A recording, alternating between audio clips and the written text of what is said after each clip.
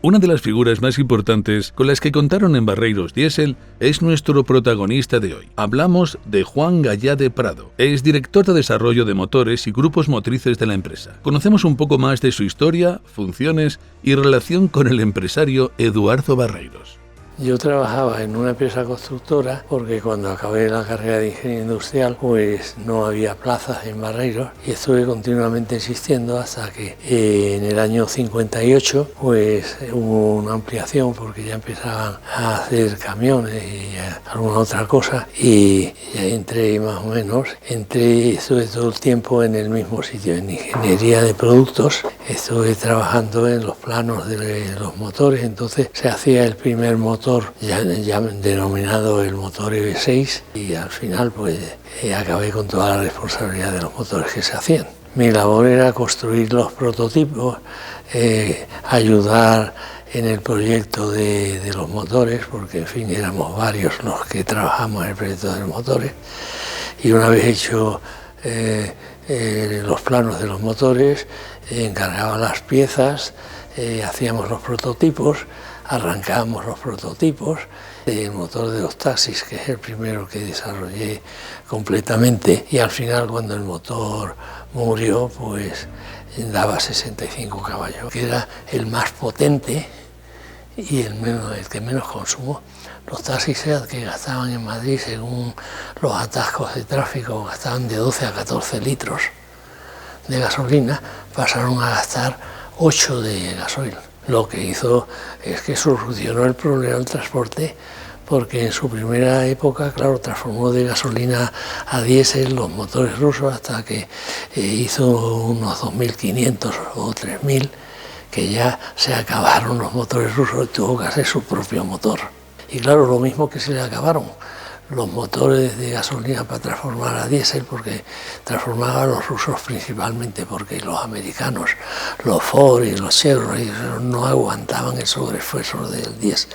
Y se encontró con el mismo problema, que cuando se acabaron los camiones que querían cambiar el motor entero a diésel, pues tuvo que empezar a hacer camiones y tractores para darle salida a los camiones. Y al final salió el concurso de Portugal, un concurso para comprar unos camiones militares todoterreno que nos atascaran, y él hizo deprisa y corriendo un prototipo con su motor, por supuesto, y fue al concurso y tenían que vadear por unos campos de barro enormes, unas pendientes tremendas, y salió triunfador porque no solo nos atascó, sino que remolcó a los camiones competidores que se habían atascado. A pesar de las trabas y dificultades que Eduardo Barreiros y su empresa fueron encontrándose por el camino, siempre supieron salir adelante.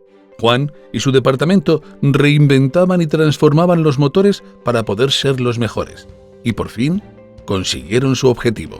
Ese motor, al ser para barco, lleva 2 bombas de agua. Una la misma del camión, para refrigerar, y otra para coger el agua salada del mar o del estanque del Retiro, y en un cambiador de calor, pues el agua del mar enfría el agua dulce del motor. O sea, en un cambiador de calor que por unos tubos va el agua fría, afuera va el agua caliente, y claro, los tubos esos fríos enfrían el agua caliente. Y es de la época que no dejaban hacer camiones. El C24 de los taxis se dejó de fabricar cuando nos compró Peugeot, porque tenía un motor de la misma cilindrada y se acabó.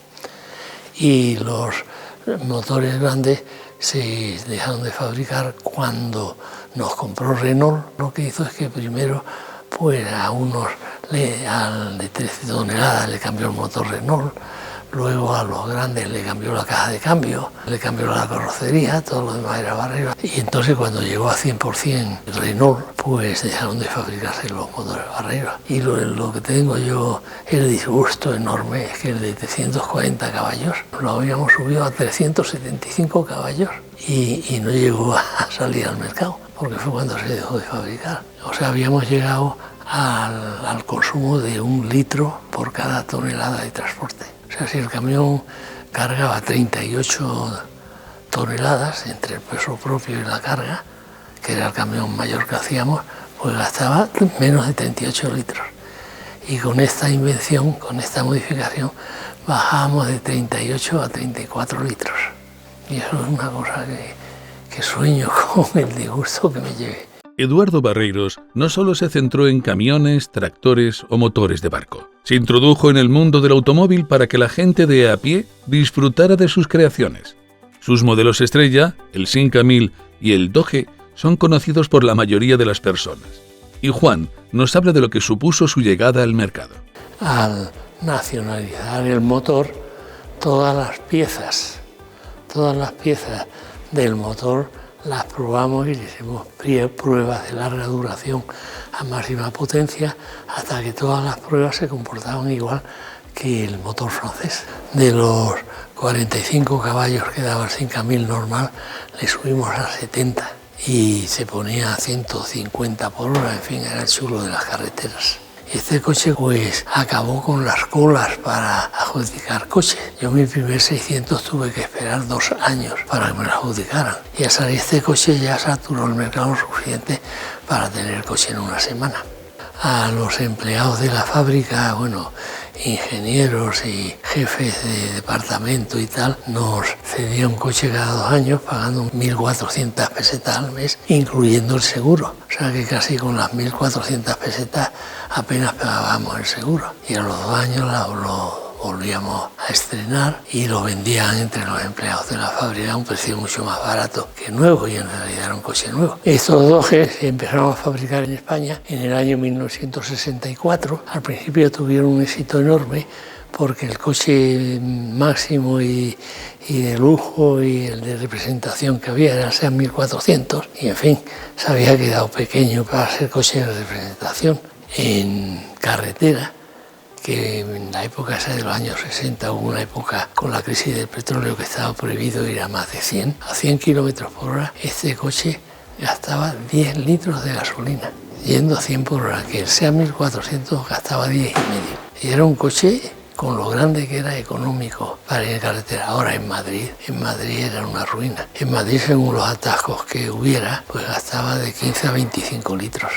Bueno, aire acondicionado, servodirección, y en fin, toda clase de comodidades. Al principio era opcional, pero desde que salió el modelo del faro redondo en la bóveda cuadrada venía ya sin ser opcional el aire acondicionado. Bueno, lo que hace especial es solamente de que la carrocería es totalmente distinta, no tiene ni una pieza que sea común con estos. Y este coche empezó a salir en el momento que don Eduardo dejó de ser el presidente de la empresa. Las últimas veces que rodó las usaba la señora de don Eduardo Barreiros, doña Dorinda, para ir a misa en el Escorial y para ir a Madrid aquí. Juan tuvo una estrecha relación con Eduardo Barreiros, al igual que con toda su familia. Nos cuenta algunas anécdotas y vivencias de los años en los que estuvo trabajando en la empresa y donde nació su vocación de mecánico. Pues yo creo que hasta que tuvo dificultades económicas nada quedaba en el aire. Todo lo que se proponía lo hacía. Todo lo que se proponía lo hacía, y una cosa curiosa es que en el departamento mío, que era su juguete, pues a veces se le ocurrían cosas que le decía: mire, don Eduardo, esto no se puede hacer, esto va contra la ciencia. Pues muchas veces esas cosas decía: usted haga un prototipo y tal, ya veremos si no funciona, ya veremos tal. Y se le ocurrían esas cosas que nos parecían a veces descabelladas, y algunas funcionaron muy bien, muy bien, muy bien. Don Eduardo Barreiros era el presidente, pero era la persona que sabía todo lo que se hacía en la fábrica. Pero vamos, incluso cuando yo entré, que éramos 2.500 personas, a la mayoría las conocía por el nombre. Bueno, don Eduardo Barreiros era muy humano, incluso cariñoso con la gente. Ahora, cuando alguien no trabajaba, estaba perdido, porque no toleraba a gente que a lo mejor trabajaban, pero gente esta que ponía dificultades, que le daba largas a las cosas, eso no lo soportaba. Pero, en fin, conmigo era una persona que nos teníamos verdadero aprecio. Y, en fin, era una persona, ya digo, hasta cariñosa. Ahora en el trabajo muy exigente, muy exigente, muy exigente. Yo desde niño quería haber aprendido diésel en el taller que había en el pueblo donde yo procedo, Baena, de la provincia de Córdoba. Desde que tenía 12 años iba al taller y siempre estaba curioseando, arreglando. Al final se fiaban de mí y me dejaban hacer trabajos. Y claro, pues yo cuando estudié ingeniero era un mecánico, aficionado, pero un mecánico. Y claro, eso don Eduardo Barreiros, que se dio cuenta, pues me tenía mucho aprecio decía que era el único ingeniero que se manchaba las manos de aceite. Yo si no acabo ingeniero y no hago motores, me viento. Es la profesión más bonita que hay.